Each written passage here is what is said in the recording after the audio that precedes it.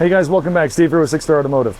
I had an idea for a different video today. I might get to that one as well, but this just showed up in the mail and I wanted to get this video done just to kind of clear some things up. Before we get started, like, subscribe, bell, and join me as we look into secondary ignition a little bit deeper.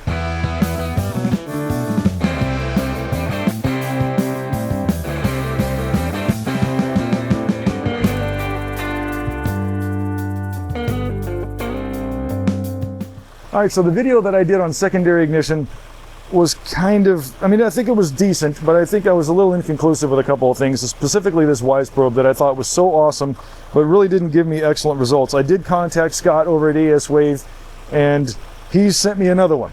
So I'm gonna test this guy out, as well as a probe that one of my techs has called the Rotkee, I don't know.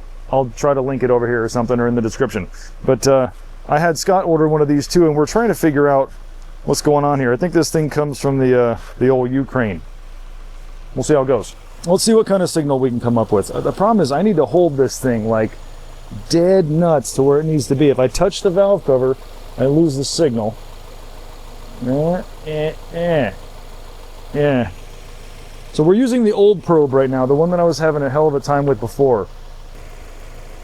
Okay, so what I'm doing here is I'm moving the probe all around the coil to try and grab the best signal, the one that looks the most like a real bloody signal. You see, I can get a nice high kV line, but then it just... it's such a mess. See the saturation? The more I move it, the saturation line starts to move. See that? And I'm just moving it side to side around the coil. And the kV line goes down really high on the other end. I think that's just part of the interference. So if I move it over here, well, nothing. If I move it back over here, kind of got some. Okay, so anyway, we got that. Let's try the new one. I want to try the new. Here's the old probe. Now we got the new probe. I'm going to hook this guy up. I'm going to connect it back down to the same spot on the same coil. And what kind of reading am I going to get here?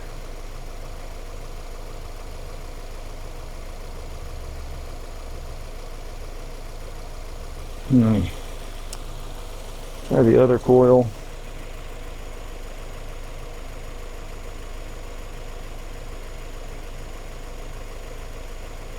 It's really difficult to do this while not being able to see the scope. Seems to be a bit more sensitive. The line spiked way higher than the other one did. I do notice, like you were saying, Scott, right? If I touch the valve cover, the signal's trash. So I can't touch the valve cover. And I haven't been, but the signal just disappears. So it's not like the signal goes bad.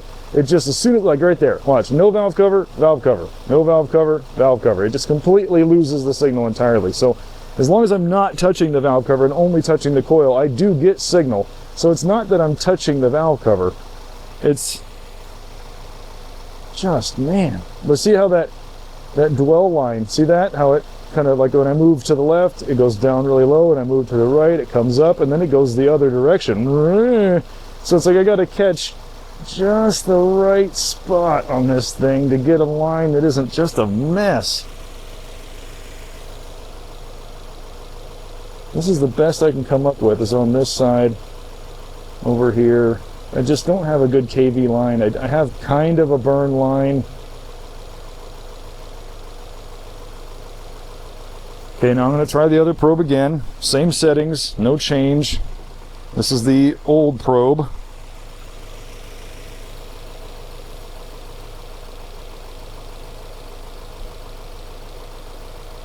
See, it doesn't seem to be as sensitive. No matter what I do, I can't get a decent secondary waveform.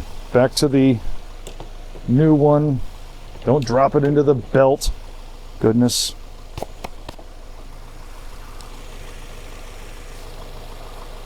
See, a lot more consistency here. A lot more, what's the word I'm looking for? Sensitivity. Definitely getting more sensitivity. Let's try the other coil.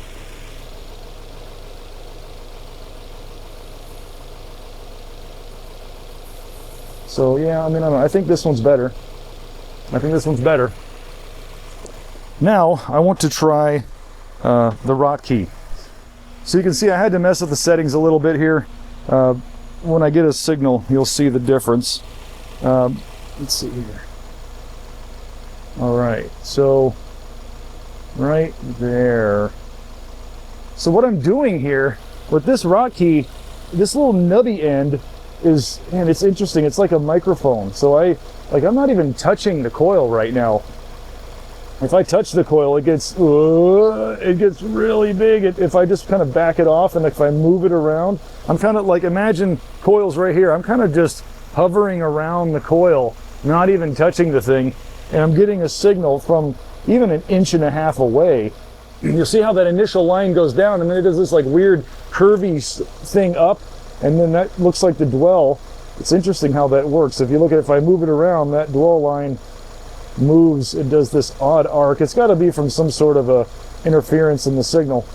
But I mean, you definitely have a KV line, and I definitely see a spark line. I mean, it's a weird looking spark line, it has a high curve on the end of it, so this isn't textbook by any means, but it is a lot more consistent and a lot more clean than the one that I'm able to get from that Wyze probe.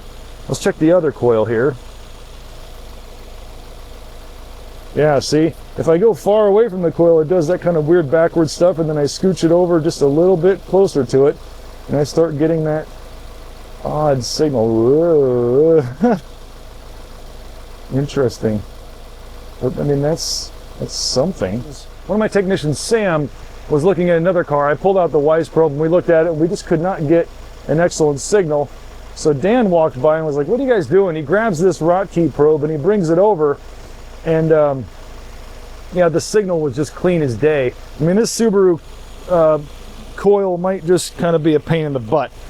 But, you know, I know some of these are just, you're not going to win when it comes to this. But this is what I have available right now without having to whip out another car.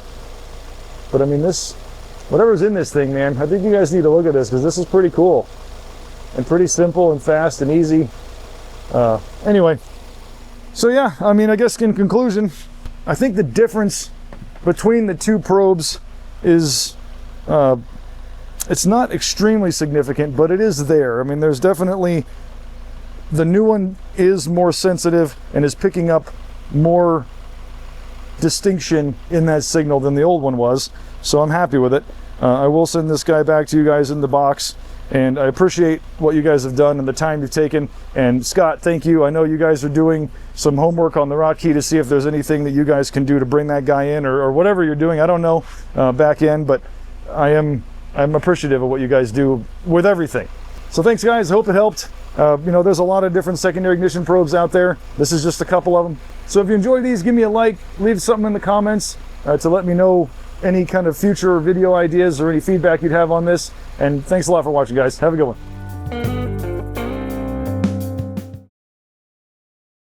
Let me see if I can grab a signal. All right. God's sake. Got to get the pinky out or it doesn't work as well.